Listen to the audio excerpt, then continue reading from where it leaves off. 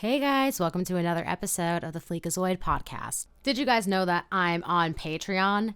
If you like my content and you want to support me doing it, you can do that for only $2 a month.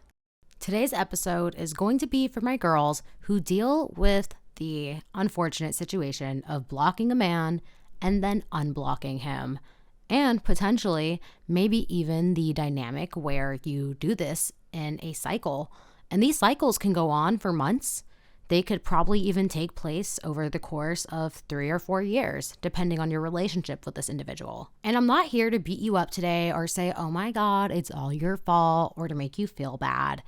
I'm here to talk about having some compassion for ourselves in these moments and talking about why we do this and why these people come in and out of our lives the way that they do. And I'm not somebody who has all the answers, because Lord knows I stay taking L's. But I'm going to speak from some personal experience here and maybe even some of the experiences that I've heard online. So I'm not like establishing myself as an authority on this subject. However, I am here to just talk about it in general, like my experience. And I don't know, maybe it'll help you out. Maybe it'll help you understand what you're going through if you're someone who does this. So to start us off, I'm going to run over a few reasons of why we do this. And the first and most obvious reason is because we want love or passion or whatever that relationship brought to us. We unblock because we believe that there's hope that they changed, hope for the relationship to follow the path that we thought it was going to have all along. We think that there's maybe some unclosed chapter that we haven't finished. We feel like there's still more to the story that's left to explore. There's this other aspect of us that maybe if some time has passed after we blocked this individual, we know that there's an older version of ourselves that still has love for them or that wanted them. And we unblock for that older version of ourselves because we want to see them happy. We want them to be satisfied. We feel like maybe they were unfulfilled in the fact that they didn't get to see that play out. And by that, I mean the progression of this relationship and the way that it never got to evolve. We might even feel like it was cut off prematurely and that our older version of ourselves was robbed. There's also this part of us that's potentially still unhealed. And it's not that we don't recognize all the growth we've made since we've blocked this individual. There could be this itty bitty crack where this person just happens to sneak right on through. Or maybe you just don't think that there's somebody better out there for you. Maybe you've had them blocked for a month, 2 months, 3 months, and you feel like by now I should have found a replacement or by now I should be in another relationship. Maybe you're discontent with single life and you unblock this person because you see them as a safe place, a safe choice. You might even see them as a backup option. You might think, well, since I'm not dating seriously anyways, maybe I should just give in to whatever they want because having somebody in my life, whether it was unfulfilling, is better than being lonely. Maybe being single feels more unfulfilling than having a connection in your world. I have been the person who has unblocked an individual after months, like maybe even a year. And I have been the person who has unblocked because that person has resurfaced. And I felt like, well, since they're back, they must be different or they must have changed. And I want to address both situations, but let's start off with the people who unblock after months, weeks, or maybe even a year, out of their own accord and no resurfacing from the other person. The first thing I want to say is you blocked for a reason. You left that relationship for a reason. And only you will know those reasons. Whether it was because he was dusty, because he cheated on you, because he wasn't able to meet your needs, whether it was because he was unfulfilling, or if it was someone who you cared about significantly more than they cared about you, there was something that led you to it. Happy people don't just block out of nowhere. So let's sit with ourselves and remember why we blocked an individual. And I think one of the most helpful things that we can do is journal. For me, I journal. Does this stop you from unblocking that person? Not necessarily, but it can take you back to a moment in time and you can remember exactly where your head was at when it happened. And let's address the obvious things. First of all, they're not a safe choice because if they were a safe choice, you would still be with them. They would be somebody who wouldn't have even let you go or somebody who wouldn't have even set you up mentally to even get to the point of hitting that block button. And I don't know how long your periods personally are between blocking and unblocking someone, if it's, coming from you and you're the one who's doing the reaching out after the fact. But don't you think that if you actually had something with this person, that it would have started and never stopped? Like for me, if you're in my life for 3 months, we would already be like on our way to being in love. If you have known me for 1 year, we should have at least have been together for like 8 months at that point.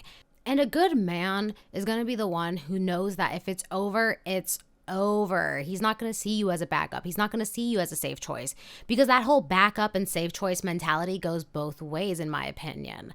I think that just as much as you think that you can unblock them and they'll always be single, they think the same thing of you. Because you wouldn't be in a cycle of blocking and unblocking them if they didn't accept you back each time you did it. And let's hone in on the meaning safe here. A real safe place, a safe choice, is one that's dependable and reliable. And don't you think that if somebody was either of the two, that you would never have a reason to even have an ending? Ultimately, though, I think it's an internal sense of settling. You are settling for something that you knew at one point that you did not want, that was not good for you, or that did not benefit your life or your mentality, or whatever led you to that place of deciding that you need to block them and never talk to them again. For the sake of past you and future you, do not settle. Because when you settle, you are compromising on what you actually want, and you end up with all the things that you don't. There might even be a trauma bond element happening in this dynamic. You might feel so devastated and sad leading up to the moment that you finally do unblock, and then you reunite with them. And then you get that short-term, very fleeting spike of dopamine and serotonin and bonding hormones and all the things that make you feel high and happy internally. But then you end up with that person again for like an elongated period of time, maybe 24 hours, 48 hours, a week, a month. And then you realize how unfulfilling it actually is to be with them. And you remember why you did what you did. And then we kick ourselves. We kick ourselves for going back on all the healing and progress that we made, because we think like, oh my God, how could I have allowed myself back into this situation? Don't beat yourself up. Consider it a learning experience and pick up the pieces where you are, get out, and do what you can to start again. And the problem with this blocking and unblocking cycle and leaving them is that, doesn't it feel harder each time to leave whenever you do it? Doesn't it feel like you owe them an explanation this time for when you're leaving? It feels like, oh, I can't just block them without saying anything. You owe it to yourself to preserve yourself mentally. You owe it to yourself to do what's right for you. Especially if you've made it a point to have conversations and communicate your expectations, and he acknowledged it. The sad fact about life is that we cannot love people into changing for us. We cannot love them into doing better. Our parents can't love us into being better kids. We can't love our friends into making better choices. People have to want to change for themselves, and it doesn't matter how many times you block this guy and leave his life and then come back hoping that 2 months fixed him or 3 months fixed him. The only thing that can fix him is him. And we talked about this in the block him and never look back episode, but when you block someone, that's a finite decision on your behalf. Realize that when you do that, that is the final door being closed. If you are doing that with the intention of changing an individual, you are doing that to manipulate them. No amount of blocking someone and unblocking them is going to make them appreciate you or want you the way that you want them. Now, if you are somebody who blocks and unblocks and then you reach out, have some compassion for yourself. But just know that it's not a healthy thing to do for you, and it's not good for you to do to these other people. It's coming from a place where you feel like you might not have any other options, and this person can probably tell, and they're not flattered by it. It's not a compliment to be on the other end of, and it might even feel manipulative. So just know that you're not doing yourself any favors when you do that, and you're not doing them any favors. So don't ever block somebody with the intention that you are going to come back to them or you are going to make them learn their lesson.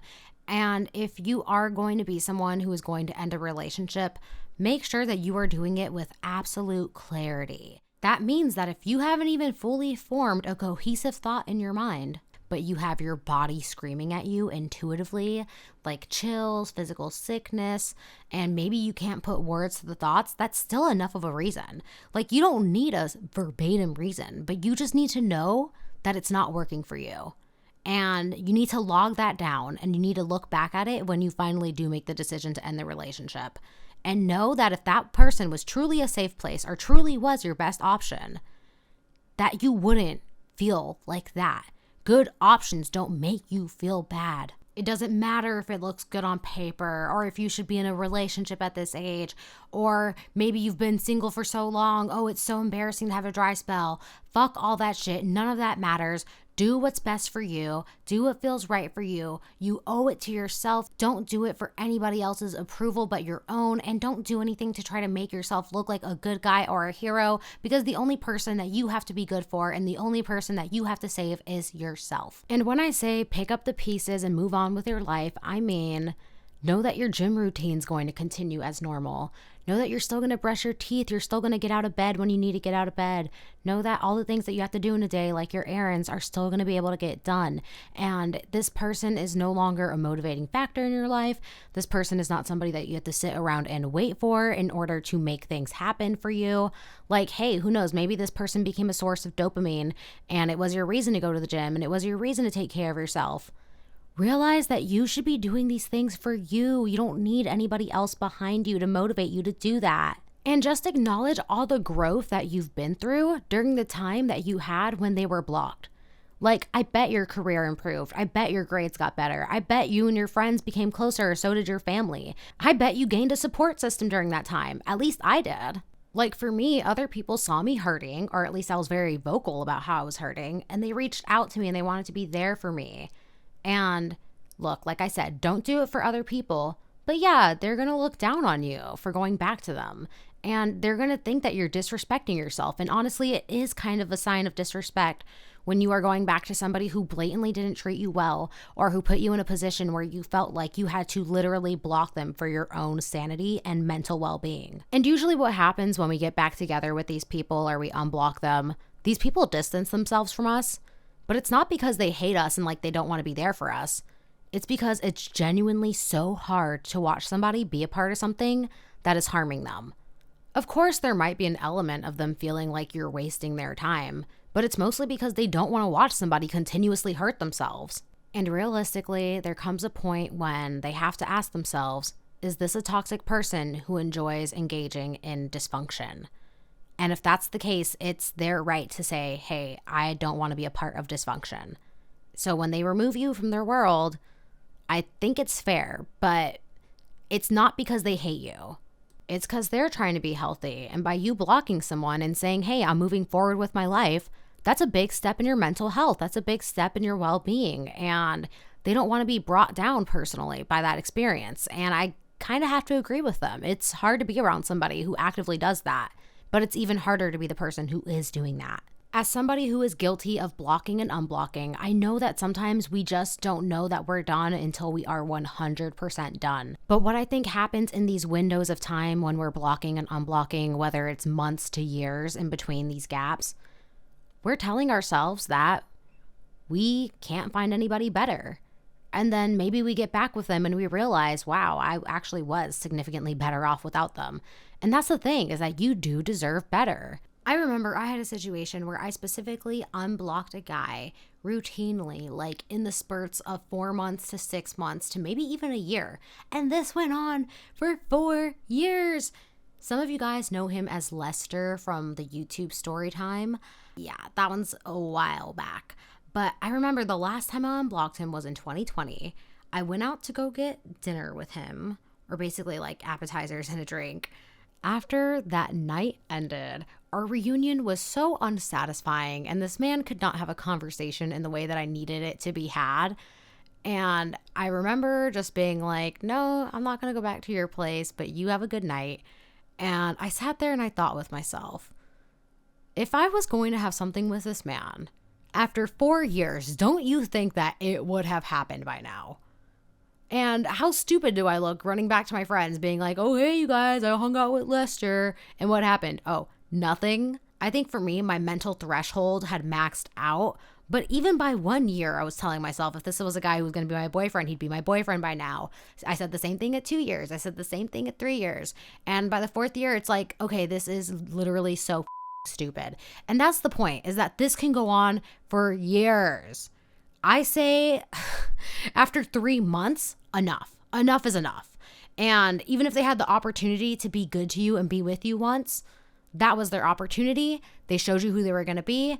Like if they gave you a reason the first time around or the second time around and the third time around, why would the fourth, fifth, sixth, or seventh be any different?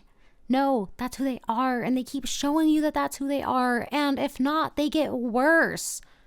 That's enough, okay? You have to put your foot down at some point, and you have to be respectful to yourself and what you want, and you have to honor your needs. And honor your needs by knowing that that person is never going to give them to you. Now, I want to talk about the men who come back after we block them. Yes, maybe they use a random phone number to text you. Maybe they came through a separate Instagram account and slid in your DMs, or an email or Venmo. However they did it, they found a way to get past your block, or maybe you left a crack open and they came in through that crack, and now they've resurfaced and they are asking to be back in your world. Maybe you weren't expecting them to come back. Maybe you told yourself there's literally nothing they can say or do to convince me to unblock them. Or maybe they left you alone long enough for you to actually get to a place where you moved on and you felt like you could live life without them. Maybe you actually were able to regain all of your healthy routines. Maybe you're even bored because you have so much peace in your life. Maybe you're hoping that they've changed. Maybe you didn't block them so that you could teach them a lesson, but you think, oh wow, what if they did? Maybe the peace in your life is so boring as of now that you want a little toxicity, you want dysfunction, you want something to spice it up. Maybe you've been watching Euphoria and you're seeing Maddie and Nate and Cassie and you're kind of thinking, would be fun to have something toxic. There could be a part of you that wants to settle because you're like, wow, I haven't found anybody yet, and this is the only person who's pursuing me, and look, they're evading my block. They must be really serious about me. Or maybe you blocked them because you did not run out of love. You just ran out of patience, and that love still exists within you. Let's talk about it. The first thing I want to say is that it takes a very specific personality and mentality to think that I'm going to evade this person's block and they're actually going to take me back or talk to me or entertain me. And I say this because of my experience with the Scorpio. Yes, the one that I went into full detail about in the Block Him and Never Look Back episode. This man came back around after that episode, and guess what? It worked. I actually did unblock him again. And I remember one of our conversations happening about 48 hours after that took place. He took so much pride in the ability to get unblocked. Like, I forgot what our specific conversation was, but his words were, I'm always going to get my way back in. And it was like, oh, okay, so getting unblocked is all about the ability to get unblocked. It's about the sheer fact that you know that you can show up through a random number or through a random DM and that it can happen for you. This was my second time unblocking him, and it was because he came through a Google phone number and because he asked me if I wanted to be his girlfriend. And this was literally the only thing that would have worked on me. And at this point, I feel like it's so stupid to continue talking about this dude, but I think he's such a perfect example for this dynamic. But for myself, with this specific situation, I had allowed him back into my life for maybe like a total of 72 hours before I decided that it was time to get out, because I had realized that he said what he needed to say to get unblocked, because within seeing him and then having like a phone call, I realized that he wasn't trying to have serious conversations. He wasn't actually trying to be my boyfriend. He actually had started following other women on Instagram. And oh my gosh, you guys, tell me how they looked like me with my long blonde hair. Anyways, these guys come back because first of all, we were good to them. Why would you not want that person back if you have nothing but positive memories of them and you knew that you could be horrible to them and they would still be amazing to you? Of course they come back. Sometimes these guys go out into the streets and nobody else wants them, or it's not as easy to get with them, or they don't have the same control that they have on that person that they did with you. And it's just a lot easier to go back to something that they've already built up than starting from ground zero. And if this is a guy who gets no ego boost on his own, he can't self-validate. Maybe he has nothing to be proud of. Maybe he has nothing to actually make him genuinely happy in regards to his career or his family or his friendships. And he's looking for anything that's going to give him a pep in his step. And it's the possibility of maybe I can get this girl who has blocked me on everything to resurface and let me back into her life. Yeah, he's going to take it. And then he's going to go right back to being the that he was all along. And that's going to give him even more of a pep in his step to know that you not only took him back, but you tolerated it again. And random backtracking here, but the way that the Scorpio re-entered being unblocked the second time around, he acted mad and upset because he was confused that I would block him before he responded after 24 hours to my request to hang out. Like, dude, by the time you did respond, the offer has expired. It would have been a big you. And no, you don't get to hit me up at the last of last minutes to see me. And you're not going to train me into hanging out with you last minute. And if you guys want more context on this, go watch the Block Him episode. I go into full detail there. So I'll just leave it and move on. These guys who have nothing else to be excited about in their life besides the prospect of you allowing them back into your world to be their option are people who are not going to change. They have no interest in changing. Their only interest is in making sure that they have a fallback. And who's the fallback? It's you. But it doesn't have to be. So they come back and maybe they change for a day, a week, a month, which, by the way, that's even more insulting because it's like, oh, you knew what to do this entire time. You knew how to be decent and you decided to not be. That's strike number one, because once they feel like they have you where they want you and like they've done enough, they feel like their job is done and they feel like mission completed and they revert and they hope that you just learn how to tolerate them operating on that low breadcrumbing treatment level. The worst part is that even if you've unblocked them once, now they don't have respect for the situation anymore. They think all I have to do is just change up for a little bit and they'll take me back. And maybe the act will go on longer each time. Maybe it will go on for, I don't know, instead of 1 month, maybe it'll last 3 months. Maybe it'll last 6 months. The most nefarious ones will only switch up for as long as it takes to convince you to come back. And then after they fuck you, then they just ghost you and breadcrumb you all over again. And then that relationship was literally only riding on the high of being reunited for literally like 24 to 48 hours. It's really like fuck them for that. They know that you'll take them back eventually, so they'll never stop. These guys who come on really, really strong and then immediately switch up and turn into the exact opposite, or these ones who always leave or make you feel like you need to block them and give them a reason to never come back, are the ones who will always come back and try it again and again. Have you ever noticed that these guys play Groundhog's Day or like 51st Dates? Like they somehow never seem to remember anything in regards to the disrespect that they put you through. The most fucked up thing about these Groundhog's Day is that they have this mentality that, oh, it must not be that bad if she let me come back. Or they think, oh, she must have forgot. Or maybe I can convince her that I forgot, so maybe it wasn't that bad. Or it doesn't seem like I did it because I got comfortable and like I was deliberately malicious. I forgot because it was an innocent act that I didn't mean to do. I mean that there's a soft spot in there that they have discovered that they can continuously tap into and they abuse it. On top of the pride of having you as an option, there's also a secret, sick little pride in knowing that they can be awful to you and come back and leave whenever they want. And they know, just like how they're always going to come back, that you will always take them back. And they don't care if they have to fight with you for 4 days, or if they have to lie about being in love with you, or if they have to actually like bait you out by saying that they finally want to be your boyfriend. They will say and do anything. It's all about experiencing the high of being able to get somebody to let them back into their world. And even if it's just to for just one time, it's about the power aspect. It's like the domination, the conquer, the conquest. It's not about having something special with you. And this is literally all about being hyped about the ability to do this to a person. It's weird, it's cruel, it makes no sense. But if you're not somebody who would do this, of course it's not going to make sense to you. And maybe you've been emotionally separated for a while. Maybe you're not as hung up on them as you are before, so you think it'll be different. The only thing that's different for you is the ability to tolerate it less and less, because I know for myself, when the Scorpio tried that with me, it's like I already learned how to live without you for 2 months. I already moved on. I accepted your absence. I actually created a life without you in it. So you not being in my world, especially when you're in my world and you're already being so half-ass, it's like, what am I losing here?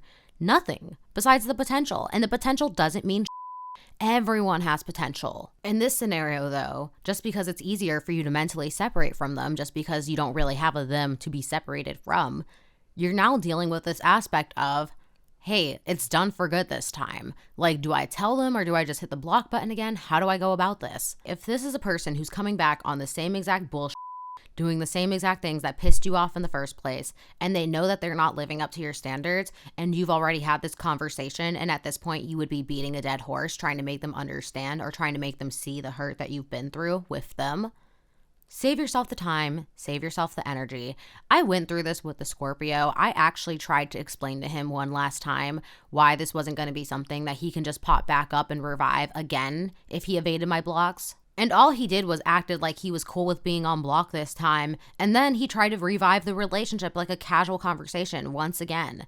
So don't waste your time with these people. They don't take you seriously. It's like, if they didn't respect you while you were in the relationship, why would they respect you when you're outside of the relationship, when you're trying to block them and you're trying to set up these boundaries? These dudes who are going around your blocks are people who probably didn't respect your boundaries already to begin with. It's really weird to make it make sense, but it's basically like you're challenging them and they don't understand the concept of no communication and no contact. In fact, it's kind of like, oh, if I can get this person to take me off, then they really liked me all along. And then surprise, if you really like them, then you're going to tolerate them all over again. It's a cycle, and the only way that the cycle can stop is with you. Because it's sure as not going to come from the person who's disrespecting your boundaries and doesn't have any respect for you and who doesn't have the capacity to change. Like, you're going to be the only one who can change this. And so you need to stick to it. And let's ask ourselves, how did this person try to come back? If it was just with a hey or how's life or what's up, or if it was with any type of trifling message that wasn't an apology for their previous actions or an acknowledgement of how they treated you, they can all the way off, because that's just them testing to see if they can even get a response out of you. It is literally the equivalent of the toe in the water, trying to see if you still care enough for them to even get a little bit of something out of you. And they approach it from this creepy salesman perspective, where they know that even if you're just saying, you, off, I don't want to talk to you, why? Or like you're questioning them or giving them any type of response, they go, I still got a response. I got them to say something to me. I can turn this around. I can get them to unblock me. And I know you're thinking, like, how does it turn into that? Because the sheer fact that you even engaged with them lets them know that a part of you cares. A part of you is willing to engage. And that's all they need to get their ego satisfied, which I know is sad, but they're not coming from a place where they have a lot of ego satisfaction already. And if you're the type of person who is strong enough to block them without saying anything to them at all, and you just let them get that green message one day out of nowhere, which, by the way, as you should, especially if it's somebody who knows your standards and they know how to treat you right and they chose not to. If you took that route and they're coming back with, I want an explanation. Why did you do that? That was messed up. Like, no, don't let them drag you back into the mud. Personally, the Scorpio did this to me the second time around, and it really was just like a way to get back in. They know why. They know what they did. They don't want to know why so that they can correct their actions. They want to know why so that they can gaslight you into thinking that it wasn't that serious or it wasn't that bad. It's not about finding peace. It's not about treating you right. It's about getting back to a place where they can convince you to let them treat you like shit all over again. And I know this sounds traumatic. Like, what kind of psycho would do that? The psycho that thinks that they can evade your boundaries? The psycho that thinks that they can underdeliver every time with you and that you're going to stick around and tolerate it? The person with no empathy? The person who lacks brain cells? And God forbid you do actually unblock this person.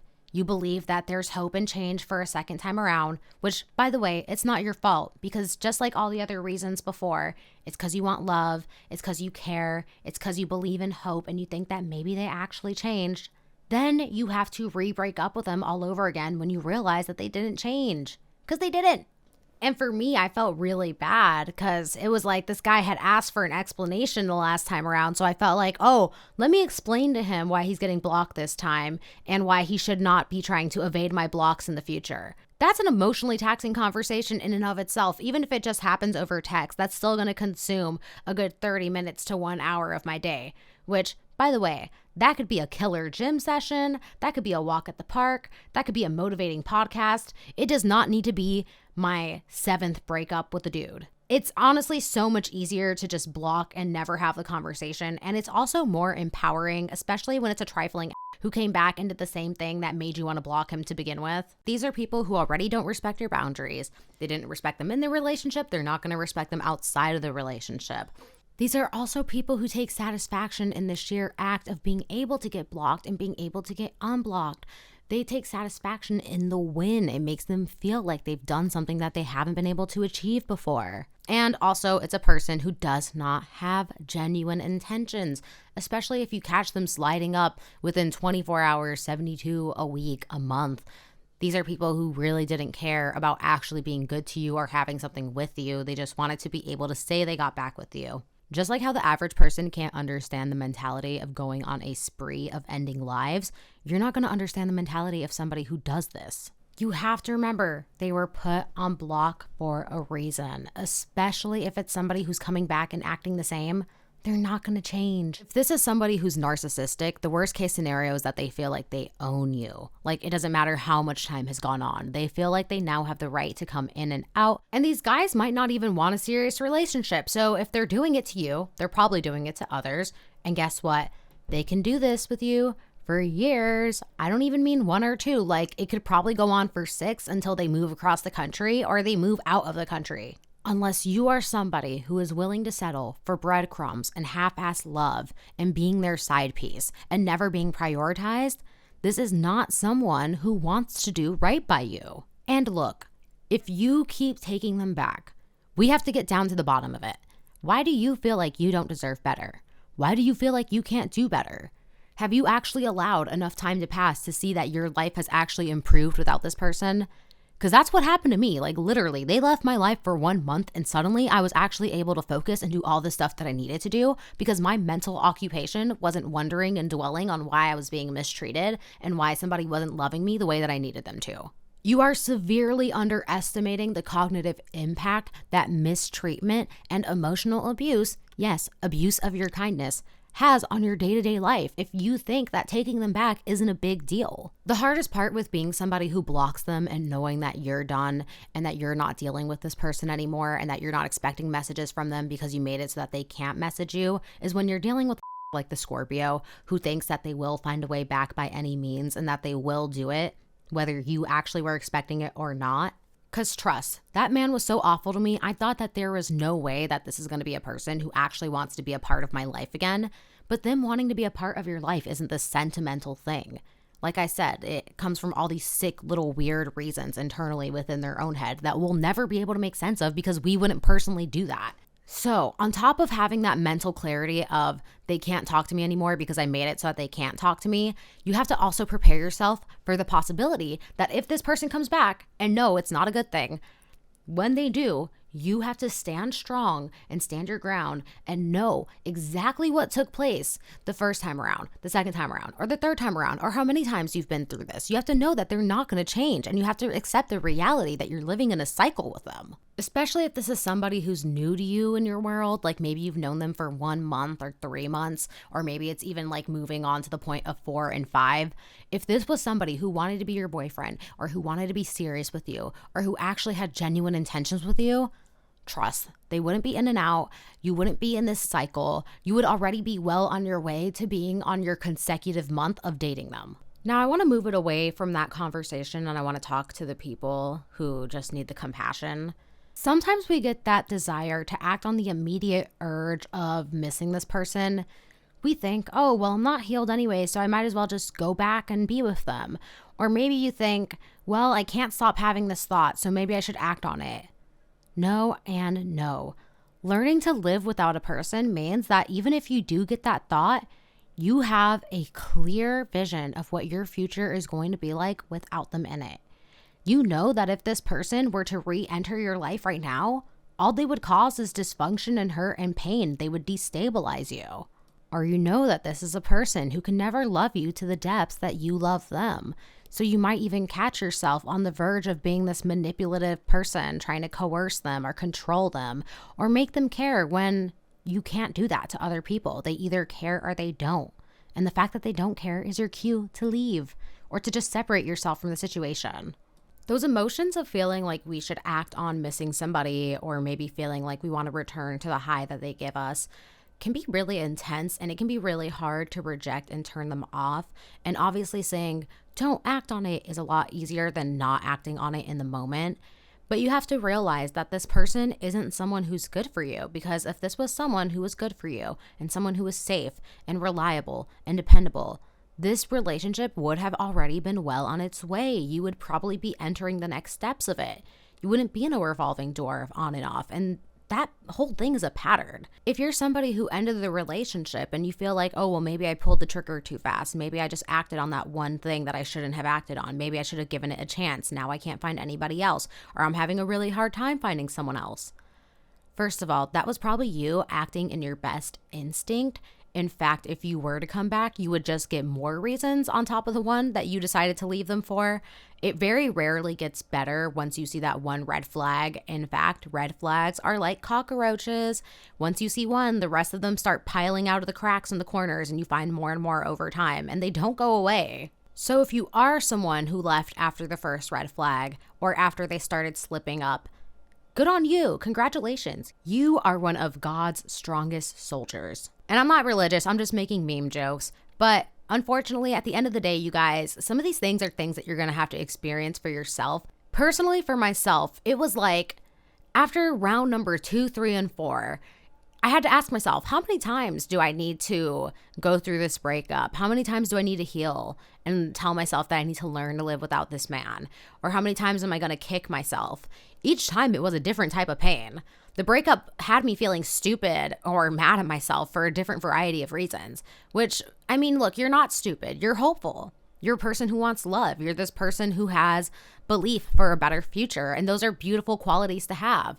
But you're giving it to the wrong person. And even if there's a little part of you that's still hurt, do you really think that you're going to get healed in the place that broke you? No. And I don't want you guys to find this out the hard way. Unfortunately, some of you guys might get to the end of this podcast and tell yourselves, I want to unblock him. I think I want to find out for myself. Just know that the high of the reunion is very fleeting. For myself, my cycles lasted in shorter windows than the last, and it was because it became more painful to deal with the reality that this wasn't a person who changed, and this wasn't a person who was going to be good to me, and that I was engaging in the act of the literal definition of crazy, doing the same thing again and again and expecting a different result. You have to be the person who breaks the cycle. You have to be the person who's aware of it. As soon as you can realize that you're doing this to yourself and that you're impeding your ability to function fully because you're putting so much focus and energy into this dysfunctional relationship, that's when you can start to move forward. That's when you can pick up the pieces. And no, you don't just launch like a rocket off into the sunset and live happily ever after the second that you realize. Sometimes it's a gradual movement that just takes one day at a time. It's just one step in the right direction every day. But that's still good to do. You can learn how to break toxic cycles. You can learn how to leave toxic, dysfunctional relationships. You can learn how to not be a person who goes through that revolving door. So much of this leaves room for even larger conversations, but you need to know for yourself that it's possible to ascend beyond this relationship. There are more people in this universe besides that one guy. And whatever connection that you had to this person, yeah, you might not have it with another person. You probably don't want to keep going around and having the same exact relationship each and every time.